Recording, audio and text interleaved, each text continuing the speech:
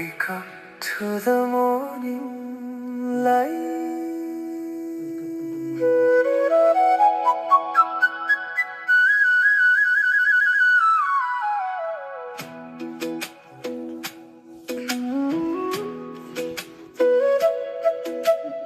आओ सबै मिली विगतलाई हेरौँ एकैछिन। नेपालमा आशिषका झरी परेका दिन।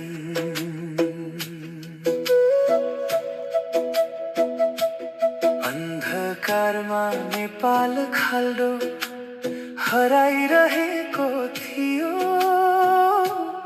1953 अप्रिलमा बल्यो आशाको दियो। फैलाउनु थियो उहाँको राज्य सारा नेपालभरि। अत्याल जोन सिजी कुरियन कर्नेल साब गरी। लाग्नु थियो गोठालो भई प्रभुको त्यो काममा। सुरु भयो संगति ख्रीष्ट शान्ति संघको नाममा। युएन र दूतावासबाट आउँथे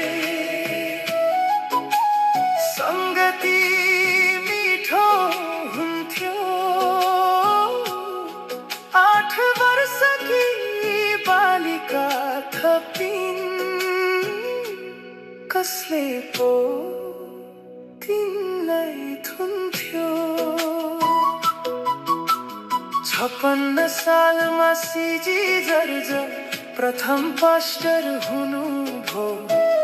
मण्डलीको जग्गा खाइदिँदा धुरु धुरु रुनुभयो। पोखरामा क्याम्पस खोल्ने माग आएपछि शिक्षा सेवामा लाग्यो जर्ज परिवार पोखरामै बसी।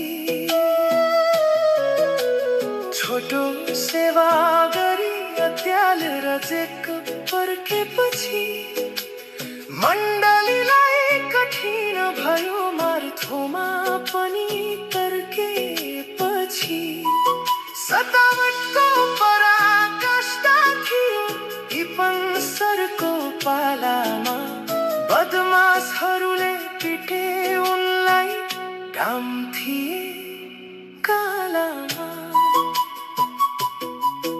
असल गर्छु भन्दा भन्दै कुटाइ नै खानु पर्यो।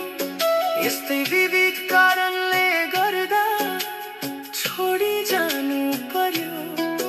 एक्लै परे भेडाहरू अब गोठालाको अभावमा।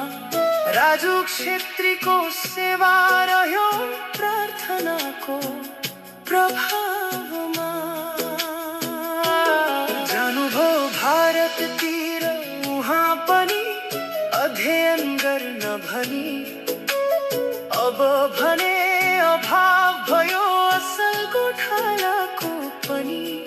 घुँडा खसी विश्वासीहरूले गोठालो माग्दाखेरि उत्तर दिनुभयो परमेश्वरले खाँचो राख्दाखेरि।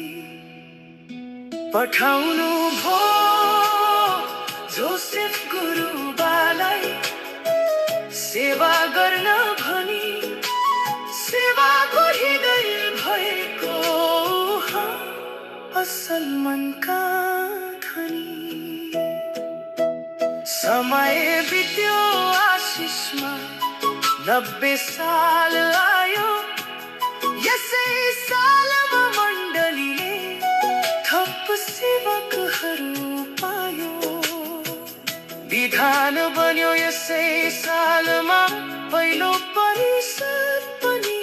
सेवकहरू केही थपिए बढ्यो मण्डली अनि। मनायो स्वर्ण दिवस 3 सालमा सम्मेलनहरू गरी।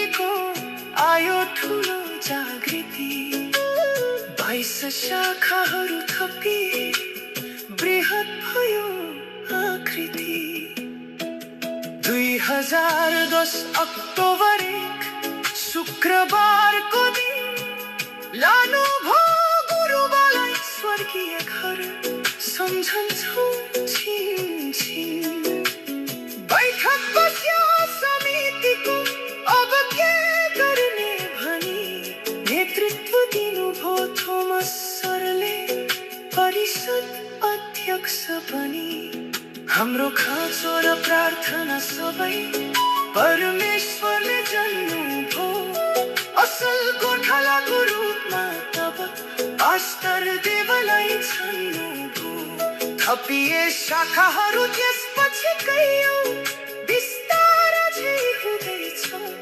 अटल उभिएको मण्डलीदेखि शैतान सायद रुँदैछ 4 शाखा कैयौँ सेवक पूर्णकालीन रूपमा साथ दिने स्वयं सेवकहरू सुख अनि दुःखमा परमेश्वरको अनुग्रह र आशिष अझ धेरै देख्नु छ थुप्रै छलफलाउस मण्डलीले इतिहास अझ लेख्नु छ आऊ सबै मिली विगतलाई हेरौँ एकैछिन नेपालमा आशिषका झरी परेका दिन